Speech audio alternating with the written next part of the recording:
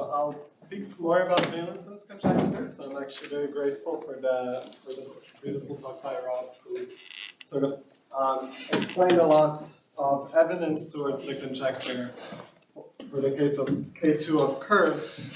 And sort of the goal of this talk is to talk about things that go beyond K2 of curves. This is all joint work with Lambert A'Campo, I guess joint work in progress. So it's still things we're trying to, something, I'll talk about the results that we have, and then there's things that we would like to do that we haven't done yet.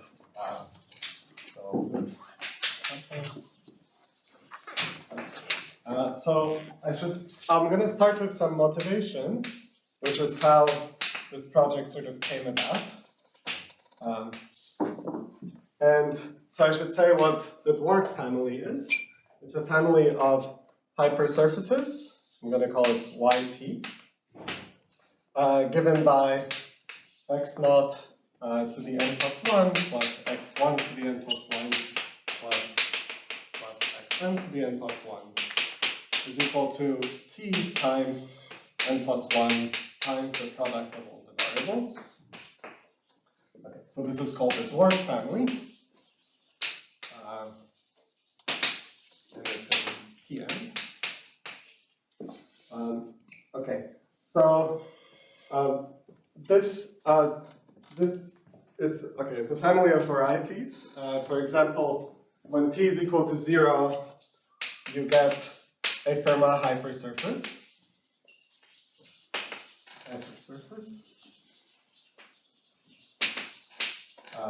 So that goes away. Or when n is equal to 2, you get some sort of universal family of elliptic curves with free torsion.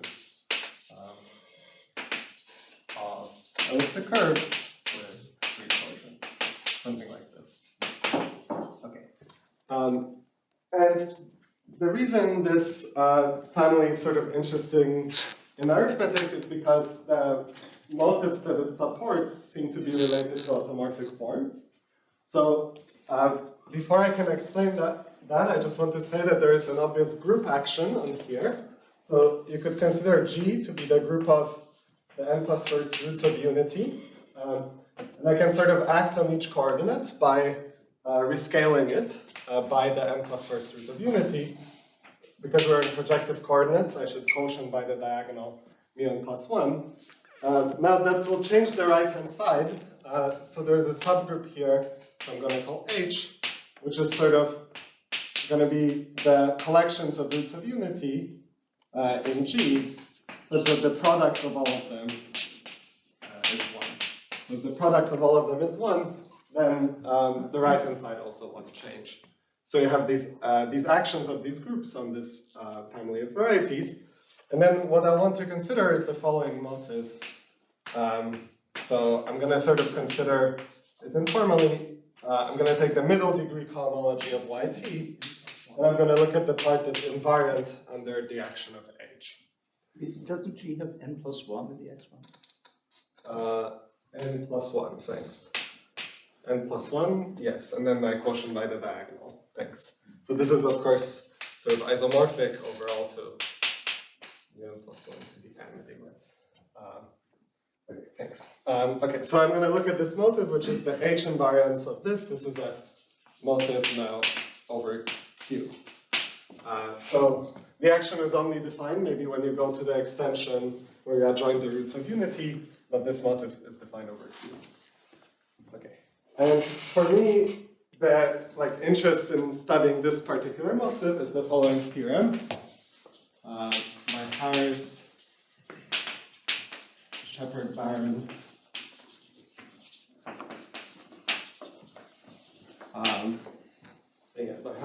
Taylor, which says that this motive is, so MT, I'm going to call it MT, T for the variable. So this is a motive in which category? Like in Chow or? Yeah, so I kind of, maybe in the, yeah, I'm being, so I want to project, So yeah, you could take it in the category of Chow motives, and then I kind of want to project to the n-1 part, to the h and -1, the weight and -1 part of it. So MT is what is called potentially automorphic. And I'll explain what this means. So this just means that there exists some extension, that's the word potentially, so this is an extension, such that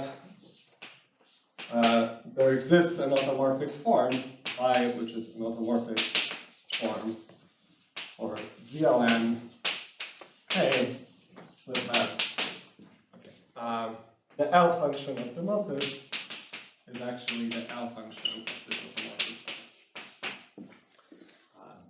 Okay, so this is some potential automorphy result.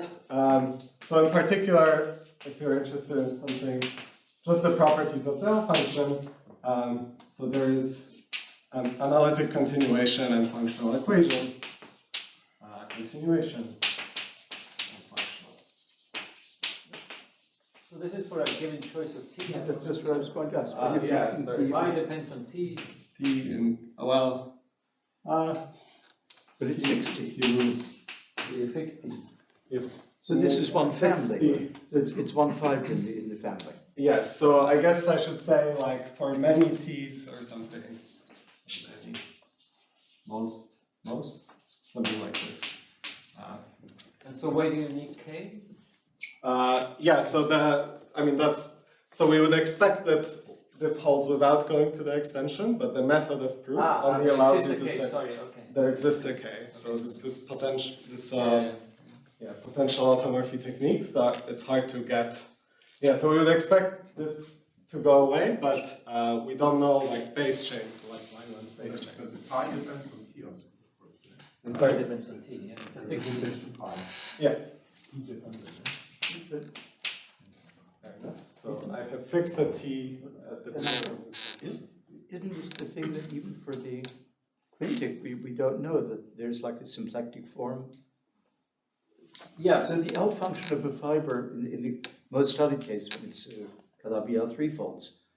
Yes, And so that will at the be. special fiber, there's a modular form, it degenerates. That I've studied with Albrecht, many people have studied Fernando. But at generic fibers, you expect that the L series is the L series of a Siegel modular form. Yeah, That's so, all I know. Yeah, so that's the. You didn't put a date, maybe this is very recently. You know, and No, this is not recent, and I was just gonna say that one can. Yeah, so let me just.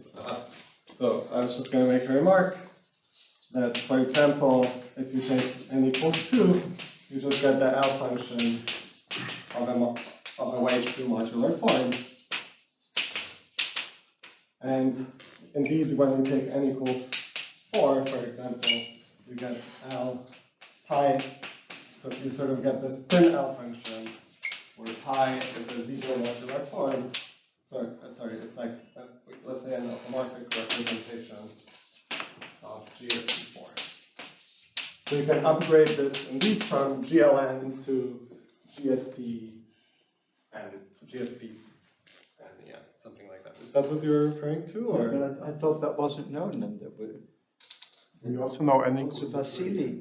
No, but this is the potential thing is a big the big theorem of these people. You go to an extension. No, the strongest result is Taylor. That's automorphic for those 0-1 numbers. It's number 0-1. The Hodge numbers are not 0-1 though. Like the Hodge numbers are like 0, 1, 2 up to n-1. Sorry, that. Is The this, Hodge thing. so this L of MT is also over K. Here, you have to, yeah, Like this. that's what I meant. Okay, so. Does that look correct? So for n equals So what did you just say about Hodge numbers? you get the symmetric square of h1. So this has that. If you want the Hodge structure of this, the Hodge structure is like n-1, 0. You are the moderator.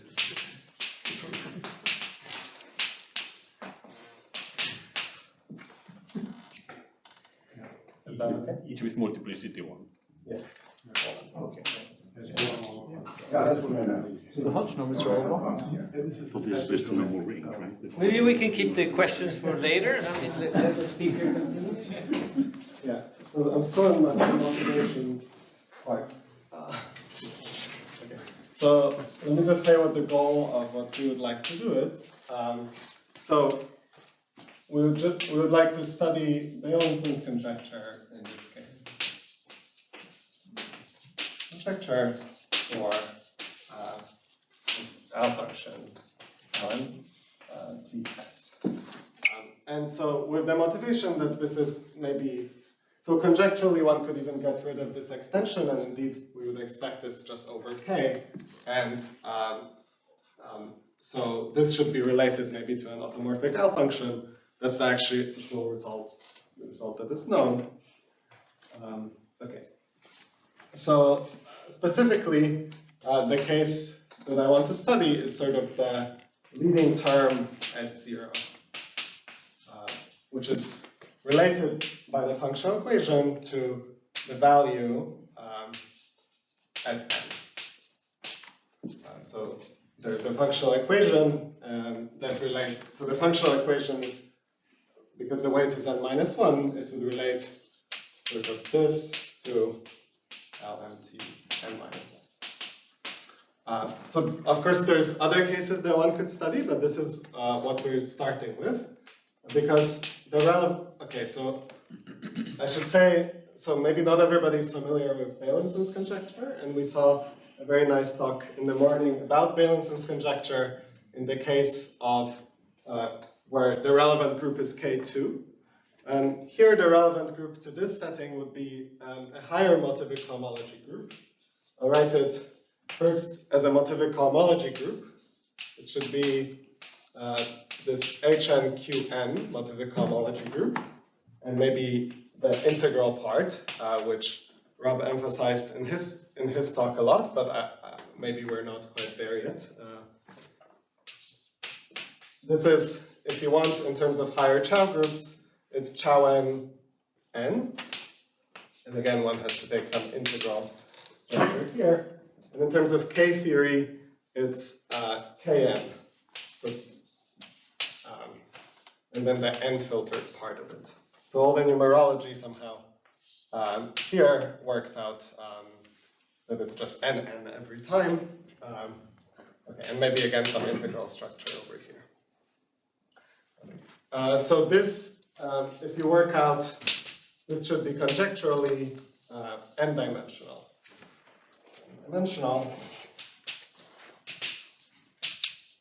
Okay, and when, so okay, these classes are sort of hard to describe what they should look like.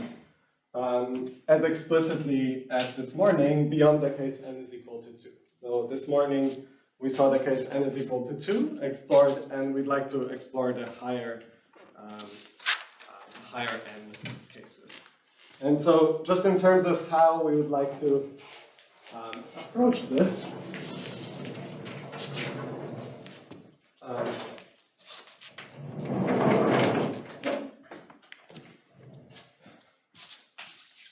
so our sort of basic strategy is to start at t is equal to 0. So first, sort of just study t is equal to 0, so the family here is just a Fermat hypersurface. Okay, and then we would like to somehow deform these results for t is equal to 0 to t not equal to 0, where you actually have the sum of xi dn plus 1 is equal to t times n plus 1 times product of xi. Okay, so that's a vague strategy. So maybe here we would like to construct some class alpha 0 in one of these, let's say in HM MT M0 Qn. and then somehow out of it get a deformation, so get some sort of alpha t in this general thing. And the point is that there is a nice way, so here we would like to, okay, so we would like to write down a class, and then the way those arrows there that say this is related to the L value, that comes via regulators. So we'd like to compute maybe the regulator of alpha 0. And then the nice thing is that the regulators in the family are then sort of, there is a nice formula that looks like this, that if you differentiate in the family with respect to t, the regulator of alpha t, this is sort of gonna be related to the periods of, let's call it MT. And the periods of MT are easy to study, so when you integrate, all you need is the constant term. So use this relation and then constant term from the regulator. So you're saying that the regulator is holomorphic or automorphic with respect? Yeah, so it's so the regulator I'm thinking of as some class in the lean cohomology, but I can think about it as represented by some differential forms. They will be, yeah, so they're not going to be like n-1 forms, if that's what you're asking. I think they'll be like in the middle of this, or yeah, okay, it depends how you set things up. Okay, so this is the main sort of motivation, but actually what we have focused on so far in the project is just studying the case t is equal to 0. So, so is this a Picard-Fuchs differential equation or something? I mean, I don't really know what periods in motivic homology mean. But do they have a complex realization that's periods in the usual sense and satisfied like the Picard-Fuchs equation? Or? So I think that Picard-Fuchs equation Well, would that's be certainly on the right, yeah. periods. So this is like a single integral of that, so like an extension. It's an extension of the original. Yeah, so it is that, yeah. But that's the question is answered. Yes. All right. So okay, this is so for the rest of the talk, I actually just want to focus on the case t is equal to 0. So we're going to focus on t is equal to 0, and just try to understand what we can say about constructing this class and computing its regulator. So I'll revamp my setup a little bit. So and we'll go to a general Fermat hypersurface. And what I'll be sort of using first is Milnor K theory. So that group should be closely related to Milnor K theory, and classes in Milnor K theory are slightly easier to write down. And they'll look similar to the classes from this morning.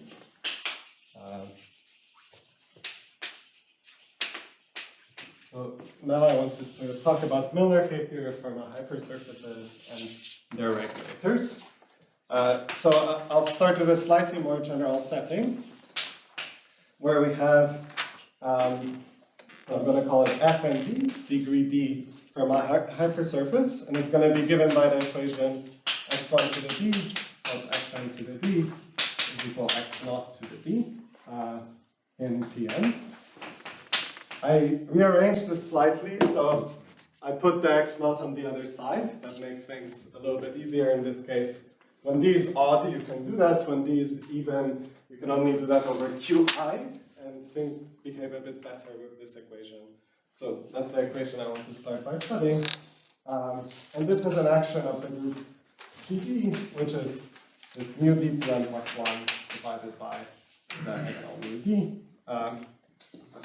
So this is an action of the big group.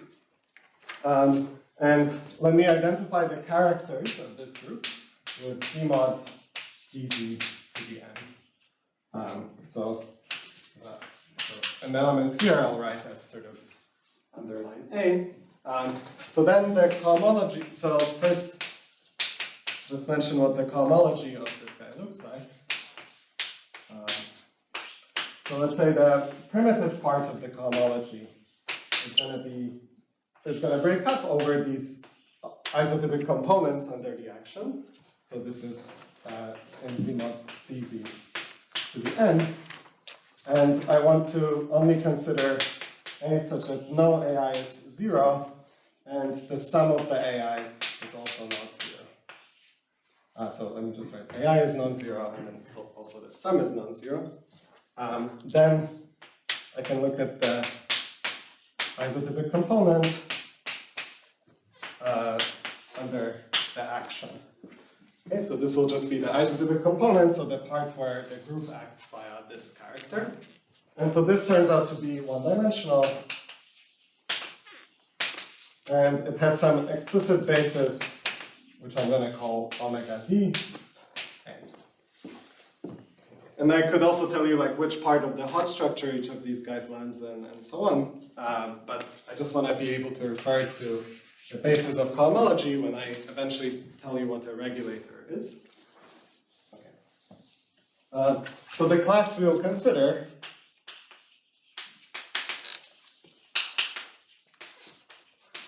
so this will be our alpha 0, like over here, but it's not quite going to be okay, so I'll give it as a Miller K theory class. So it's going to be 1 minus x1 over x0, 1 minus x10 over x0.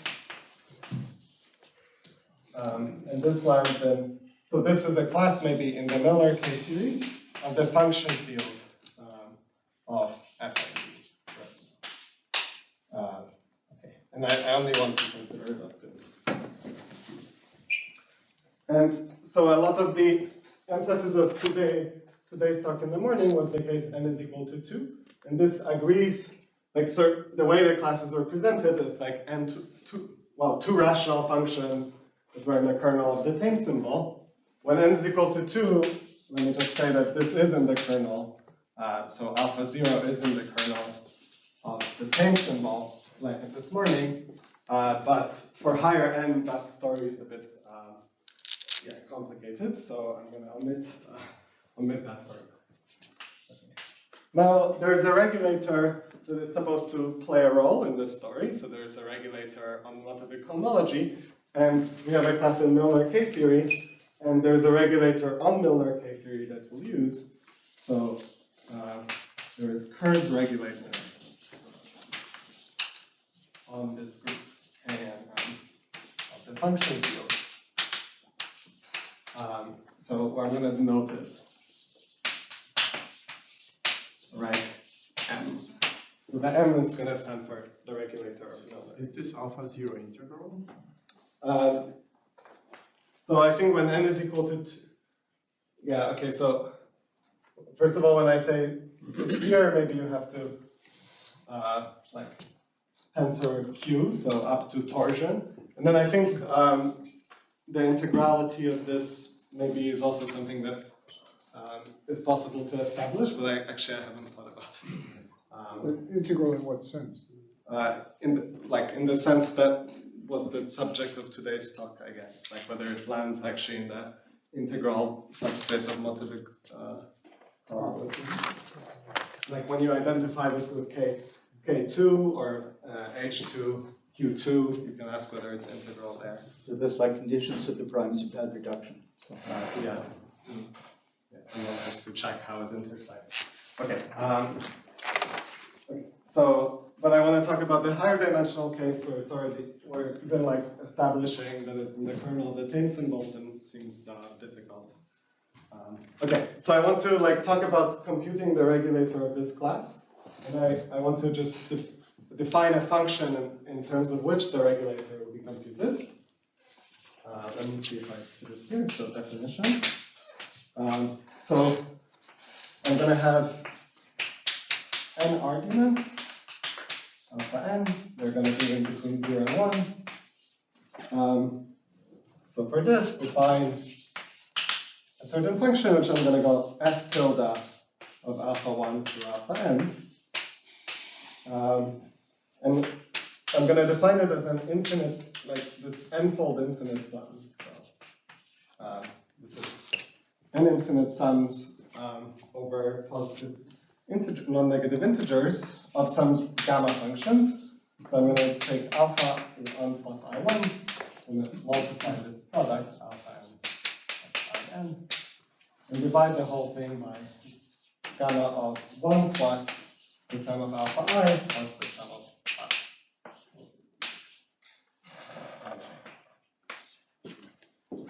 So this can be also expressed in terms of beta functions, some infinite sum like this.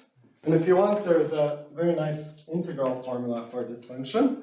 So it's just the integral over an n simplex of the product j equals 1 to n of uj to alpha j minus 1 divided by 1 minus uj duj. So it has a nice integral expression as well.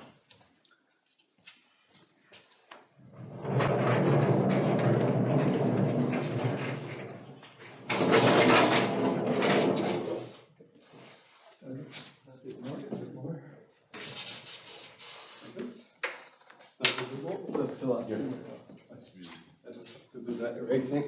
Okay. What's the delta n again? The diagonal? Okay. Oh, the simplex. So the n simplex, sorry. The delta n is just the standard n simplex. That's directly. Sorry? That's directly. Yeah, but that I asked whether there is a closed form. Yeah, so I'll comment. I'm done with this.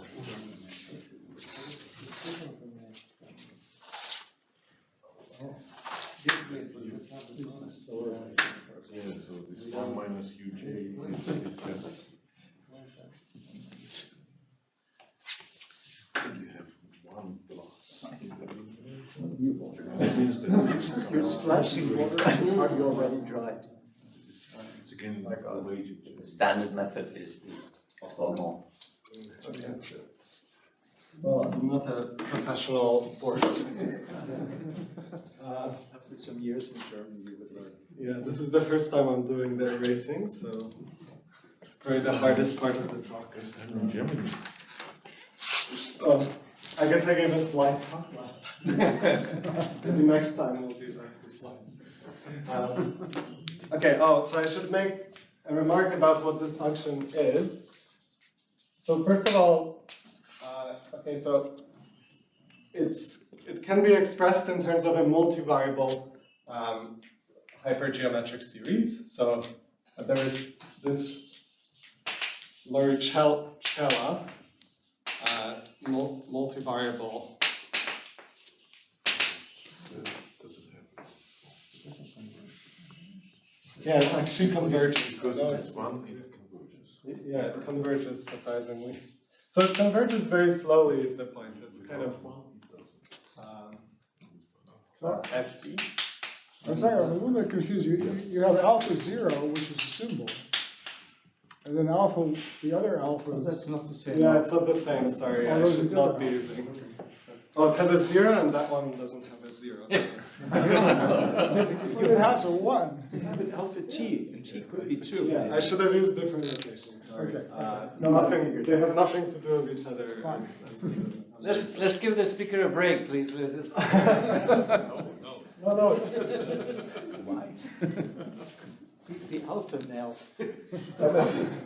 Okay, so it can be expressed in terms of a multivariable hypergeometric series, and if you've heard me speak about it before, like at the time we thought actually that you could express it as a single variable hypergeometric series, but actually we have not, so the way we had done it before was actually wrong, and then we don't actually see an expression to write this as a single variable hypergeometric series. So let's say it's at least not obviously a single, like a value of something like f pq, like a single variable hypergeometric series. It seems more complicated than that, at least at first glance. Okay. All right, so now I want to state a theorem. So the theorem will be a computation of the regulator. So theorem. And I'm going to say on a certain open subset, analytic open subset. So I'm going to take x0 to be 1, this alpha in short. I'm going to take the other things to be smaller than 1. So on this analytic open subset in, let's say, F and C, F and C. If I try to compute the regulator of alpha 0, restricted to U, it has the following expression in terms of the differential form. So this is this Kerr's regulator of Milnor K theory. It's just going to be the sum. Okay, there's some factor minus 1, I think d squared. But it's going to be a sum over these a's in z mod dz to the n of the function f tilde evaluated at a1 over d up to an over d times omega dA. So this basis of homology. So somehow the part of it that lands in the isotypic component corresponding to a character A has the coefficient f tilde a1 over d up to an over d. Okay, so that's the computation of the regulator in terms of this, this special function. So you may be slightly worried that maybe this open set we're computing on is slightly too small or something. So what I want to remark is that the homology, so what you'd like to do with a regulator like that, for example, in the talk in the morning, is pair with homology classes. So I should say that sort of the homology, let's say, is like sort of a basis of homology restricts non-trivially to U. So even though U may seem sort of small, it at least supports all the homology classes that you'd like to pair this against. So it's sort of fair to work within that, that range. But not injectively, just non-trivial. Non-trivially, yeah. Not injectively, as far as we know anyway. So there could be just like a one-dimensional image. So no, I think the image will be, yeah, so maybe actually, maybe I should, wait, so, is it pairs? Okay, I don't want to maybe say something wrong on the spot, so I'll... And you need something n-dimensional to be paired. Yes, so I do, so what I'm saying is that I have the basis here, which is so this is n-dimensional. And if I pick a basis, like gamma 1 to gamma n, then all the pairings will be like linearly independent. So actually, maybe I am saying that the restriction is injective at least, or something like that. So then if I pair the regulator of alpha 0 with this gamma I, then these all look linearly independent, subject to like assuming that these sort of functions are linearly independent, which they look to be, but okay. So what I'm saying is that these kind of pairings that we saw this morning can be computed using this expression. That's I guess what I'm trying to say, with a basis of homology. And they give different numbers. Maybe you have to use also primitive part of the homology. Okay. Thank you. Yeah, maybe that's what I want. Hold on. Okay, let me know. Okay, good. So I should say, I just want to give a couple remarks. So for n is equal to 2, we just have an elliptic, sorry, like we have a degree d curve. So this is, for n is equal to 2, this is k2 of a curve. And this theorem is due to Hausdorff. So he gave exactly this kind of expression for the classes in K2 of these curves, these degree d Fermat curves. Okay. And there's also work of Nemoto, who sort of deformed this deformation to t not equal to 0. So this kind of thing we were talking about over there, he worked this out explicitly, and there's also, this also sort of follows from work of Dwork and K. But this is all for n equals 2, so this is always mk2 of a curve, where things are slightly easier. All right, so this is, the first result is just this computation of this regulator on Milnor K theory. Of course, what I started the talk with was Beilinson's conjecture. So I should now sort of say what the consequences for Beilinson's conjecture actually are.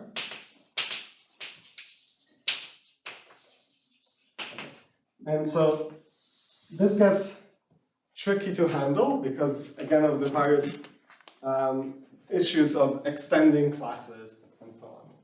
So I'm going to start by talking about a technical issue.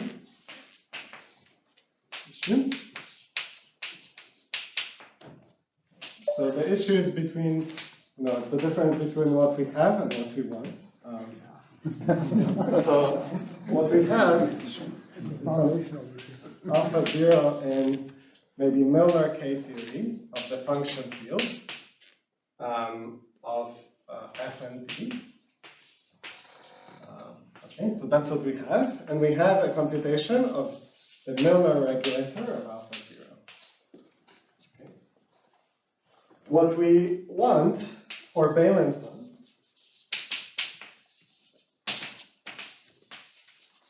is maybe what I'll call like beta or something in this, well, motivic cohomology group, or I don't know which way to write it down. Let's say Hn motivic of fnd Qn, or if you want, you could think about it as the higher Chow group, or the Kn, I don't know which way, like Kn, not Milnor, but sort of the algebraic K theory, and then the n filter piece, or something. And then what we want is actually the regulator. We want sort of the Beilinson regulator of this class. Okay. And okay, so now I should say a little bit about the relationship between the two. So what I want to say is that for this class alpha 0, certainly what you can do is take those functions and consider their graph. And so the graph will be some cycle, maybe in f and d times some copies of the projective space. And in terms of sort of cubical higher Chow groups, one can at least say that this will define a class in sort of Chow n x minus the divisor of the functions. So let me call it like this. Sorry, this is f and d. Oops. It's not given. Yeah, not Japanese, unfortunately. So, okay, I should say like, this was also Chow n, f and d. Sorry, so this goes by many names. So what we have is a class that's maybe supported away from the divisors of the functions. That's definitely, well, this might be, you might have to modify it to intersect things transversely, but basically you can get a class here, and then somehow from this, you'd like to know, does it extend to a class there? So that's the question. And then also, you'd like to know that once you, let's say you did extend it, you'd like to know that the regulators actually agree. So maybe you'd like to know that the regulator that we computed, restricted to this U, actually agrees with the regulator of beta restricted to U, or something like that. If you actually wanted a consequence for Beilinson's conjecture, you would have to connect things like that. Okay, so let's just for now take this as an assumption and see where we get. So let's call this assumption star. It's going to be that there exists some beta in the correct motivic cohomology group, f and d un, such that when we take the regulator of beta and restrict it to U, it's the regulator that we have computed. So this is the Beilinson regulator. That's the okay. Is this wishful thinking, or are there simpler cases? So it works for n is equal to 2, and then like there's a theorem that we can prove under this assumption that seems to work numerically as well. So like the theorem works under the assumption, and then numerical evidence seems to support it. But I don't know if, like, it is sort of wishful thinking, and it's possible that one has to, in the more general case, modify things slightly. So I just want to, so I want to get to the actual result. Let's see how I'm doing on time. So I have around 10 minutes or something. A little more, yeah. Okay. So let me, do I have space to state the theorem here? Probably I have to erase the board. I'm sorry, I'm getting a little confused. The superscript M stands for Milner. Yeah, this stands for And the lowercase m stands for motivic. Motivic. Right. But sort it's of all like unfortunate. It's a curly, it's a It's curly. a curly. It's curly. Yeah, curly, yeah. You have to remember. Is that okay? I guess it's Yeah, but then okay. this is up and this is down, right? Yeah, also the B This is is very beta. okay also. The B is beta, and the curly B is beta. Yeah, there's a beta and a B. Yeah. Okay. It's pretty clear. Let's show this up here. Okay, so this will be attempt to erase the board. So is this, these groups that we are dealing with, are they supposed to be rank 1? So it depends on D and N. So some of them, But so far you only talk about one element, right? yes, so I'll maybe remark, so I'll specialize right now to a case where you only need one element, and I'll just remark at the end what we think one can do when one needs more elements, but that's a great point, yes. So the first cases we want to study are maybe rank 1 cases. Right. In this direction? Yes. But you want to keep your. Now you won't keep things And right. now The what? problem are the lines. Be not discrete, but Oh, continuous. so I have to kill the line? You can Well, it's much easier to just draw them later. Just make believe you're washing your car. Yes, It's Sunday. very good. Higher the calculation now. That, Well, we can go all the way. You had the entire line for with the line, It's only Right for the first time. Very lively audience. Very fun. We're having fun. So the last 10 minutes of the talk, I'm just going to be erasing this board. So.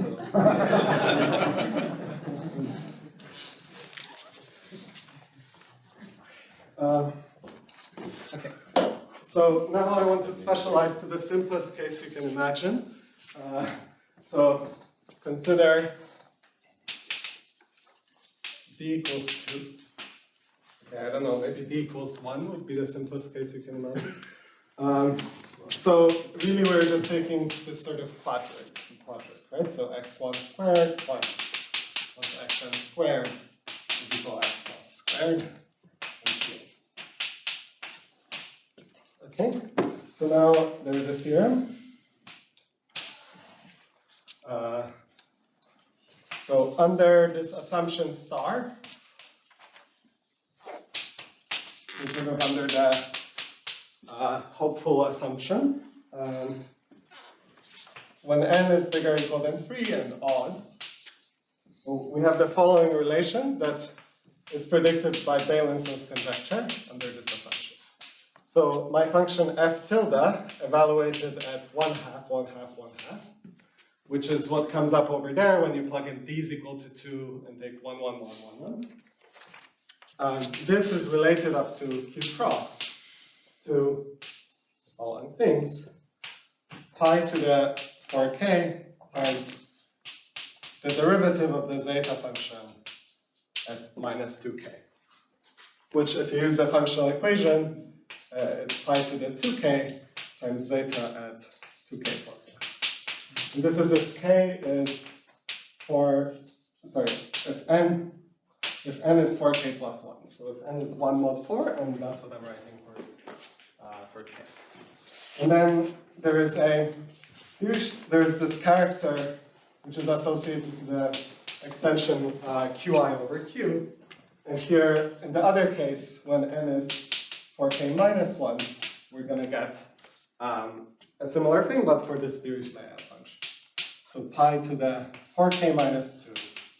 And then the derivative of this Dirichlet function at minus 2K plus 1, which if you go to the other side of the functional equation is pi to the 2K minus 1, and then the L. So in this case, it reduces to a single sum. Yeah, exactly. So this is the simplest case because you have only one summand in the regulator, and that helps. Yeah. Cyclotomic multiples. Yeah. I promised that, okay, so there's an assumption, which is kind of a hopeful assumption. So I should say that it works in some particular cases. So the two examples where we managed to compute these things. So these F tildes are a bit hard to compute, but we can compute them for n is equal to 3 and get that F tilde of 1/2, 1/2, 1/2. Maybe let me just write the stuff with the actual values. Of course, I could use the functional equation. I'm just going to write that this is 4 pi L pi 2. And then the value at 5, which is F tilde of 1/2, 1/2, 1/2, 1/2, 1/2, is 7 over 6 pi squared zeta of 3. So you get this Apéry's constant coming up as a value of this multivariable hypergeometric series this way. So this is numerically up to, let's say, at least 15 digits. Maybe like we checked it to 19 or something. No, but I mean, so your integral, it produces the cyclotomic multiple zeta values when you choose all the halves. It does. Yeah. So you roll the integral representation over the integral over the simple. And it's related to the zeta value directly? The cyclotomic multiple zeta values. Okay, great. So you can tell me after the talk again. So you're saying this is directly equal to something like this, just by... Well, I mean, for each case, you can write down the coefficient, Okay. but maybe not in generality. Okay, so maybe we can talk after to figure it out. But sorry, this is a theorem, and this is making it exclusive. Yes, because So the theorem has an assumption as well, so that's the other thing. Like the theorem is under the assumption star, and then like these examples are numerical. But maybe But even on the assumption, you don't know what the multiple is. here we don't know what the multiple is, but maybe Vadim is suggesting somehow So in terms of multiples. You can compute the integral with the simplex. So how do you prove it without getting what the constant is? Oh yeah, so so I was going to sketch the proof. Is that? No, but actually even the assumption, there's some unknown class, so you could multiply it by 7. Yeah, exactly. So actually everything is defined up to Q cross values. Even the assumption is Yeah. an ambiguity. But I mean, F tilde, like both the right hand side and the left hand side are well-defined numbers, right? So like the equality is like it makes sense to ask the question, but the way I phrase things. Yeah. So our so I'll just say what our sketch of the proof is. It's quite simple, but it sounds like maybe there's a direct relationship. So what we had in mind is that we could check, because we're just in this quadratic case, so in the category of Chow motives over Q, we could just check this isomorphism that our motive that we're interested in. So this, the motive, which is like the middle degree of that thing, is just isomorphic to either a tape twist like this when n is 4k minus 1, and then q chi minus 2k plus 1 if n is 4k, plus 1 and minus 1. So that's the first step, and then step 2 is to, okay, so maybe I won't write it out, but sort of use this to reduce to Borel's theorem.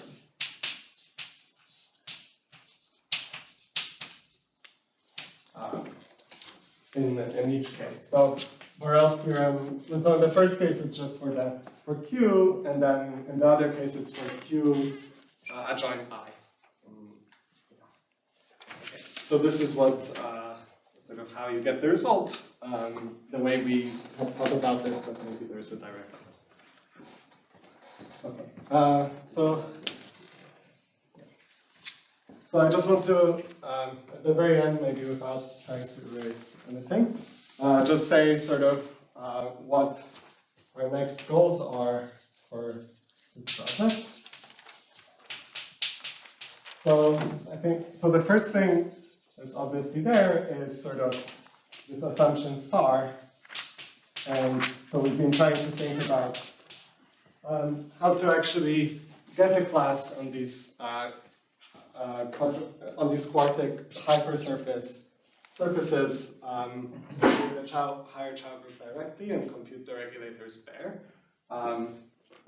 So this computation, somehow, this is very convenient computationally, this Miller K theory, but maybe in terms of what Beilinson's conjecture actually says, one should work with higher Chow groups or something like this. There's assumption star, there is going to be bigger than 2 and trying to get similar relationships between, so it will be L functions of Jacobi sums for Q zeta. And then the interesting cases are maybe to try to go to higher rank as well. So when rank is bigger than 1, that depends on like what D you choose and which isotopic component for the action you pick to define your motive. But there are certainly cases that have bigger rank. And some heuristic computations maybe suggest that you can get more classes. Because I've only written down sort of one class. You can get more classes by going to covers so sort of you just go to higher degrees. So maybe you go like D times E to F and D, and you try to take a class here and push it forward. And in some cases, it looks like this should give something new, although in general, that might not always produce something linearly independent, but some heuristics that suggest this. Okay, and then finally, of course, what the goal of the project was initially, so deform to t not equal to 0 and sort of relate things to automorphic L values is eventually what we're going for, but maybe we're currently figuring out what happens for the Fermat still. Okay.